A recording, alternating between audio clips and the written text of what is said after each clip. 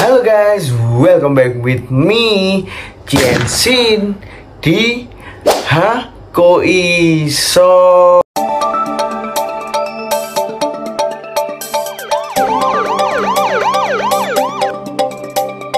Jadi hari ini aku mau membahas mengenai kasus Novi Pratiwi dengan Agus Salim yang saat ini viral dan heboh kemana-mana. Novi Pratiwi ini adalah orang yang membantu Agus dalam mencarikan penggalangan donasi untuk Agus Salim yang terkena siram air keras oleh bawahannya sendiri. Tapi kenapa kok malah dipidanakan oleh Agus Salim? Yuk langsung aja kita simak ceritanya secara detail dan lengkap biar kalian nggak salah kaprah. Oh ya, sebelum aku mulai ke inti videonya, jangan lupa kalian pencet tombol like, comment, and subscribe biar aku lebih semangat lagi membuat video-video menarik untuk kalian semua. Mbak Novi Pratiwi ini menduga bahwa Bang Agus telah menyelewengkan dana donasi pengobatan matanya. Adapun uang yang dikumpulkan Mbak Novi lewat acara podcast Denny Sumargo malah digunakan oleh Bang Agus bukan untuk pengobatan. Awal ceritanya, Bang Agus ini mengalami penyiraman air keras di Jalan Duri Kosambi,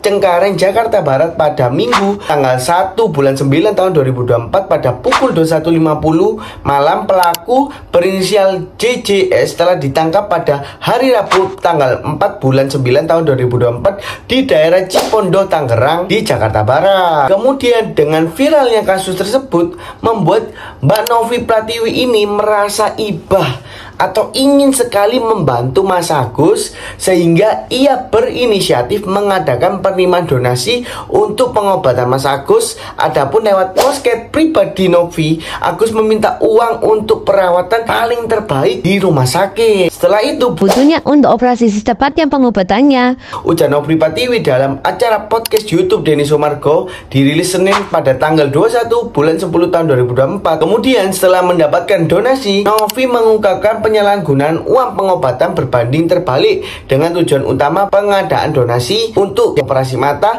malah digunakan untuk membantu keluarganya, check out Shopee atau Gojek. Tapi Mbak Novi kan juga udah menekankan di sana bahwa kalau memang pengobatannya sudah sembuh atau selesai, nggak masalah kok untuk digunakan keseharian atau kehidupan sehari-harinya. Tapi ya harus ngelapor ke Mbak Novi biar itu uangnya jelas dan lain-lain, karena ya kita nggak bisa bilang kalau oh ini baik itu nggak bisa.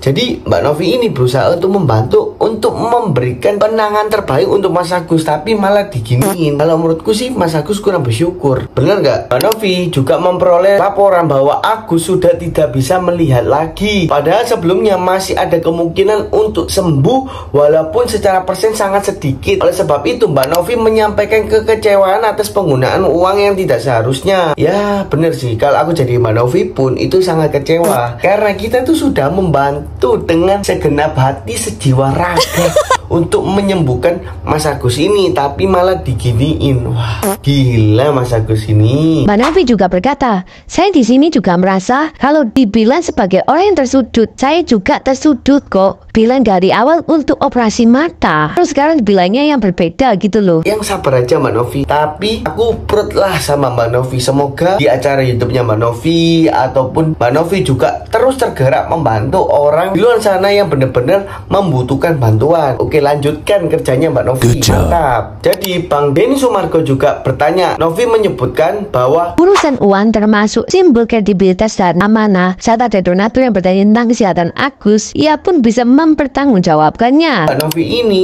juga bertanggung jawab loh guys dari kesehatan Mas Agus, dari apapun itu. Dan aku lihat semua alurnya bahwa Mbak Novi ini tuh nggak pernah loh menelantarkan Mas Agus sama sekali dari awal. Cuma Mas Agus saja mungkin ada crash atau mungkin salah komunikasi mengakibatkan seperti ini. Nah bener kan, Mbak Novi Pratiwi ini juga tidak lupa menyebutkan terdapat komunikasi yang tidak baik dengan Mas Agus maupun pihak terkaitnya. Ya yang tadi aku bilang mungkin adalah salah komunikasi. Makanya coba rundingkan kembali, siapa tahu masalah ini bisa diselesaikan secara kekeluargaan. Mbak Novi juga berkata, karena jujur tidak ada komunikasi yang baik selama ini. Mbak Novi semakin merasa dipojokkan seiring dengan tindakan Mas Agus yang melapor melaporkannya ke kepolisian atas tuduhan penyamaran nama baik. Dugaannya penyalahgunaan dana donasi Agus dan laporan terhadap Novi membuat sejumlah warganet berang. Ya berang itu kayak emosi lah, atau mungkin kecewa atau mangkel sama Mas Agus ini. Aku sebagai netizen juga sangat kecewa lah. Kemudian mereka membuat petisi yang menuntut agar Mas Agus